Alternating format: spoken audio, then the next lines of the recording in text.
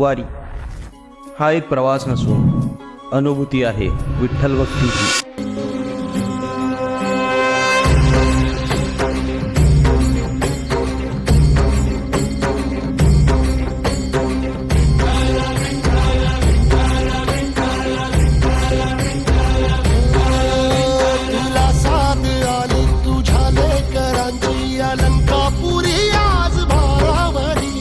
सवारीचा घेतला पावला निया वाळवंटी तुझी सावली गळा भेट घेण्या भीमेची निघाली तुझ्या नाम घोषात इंद्रायणी.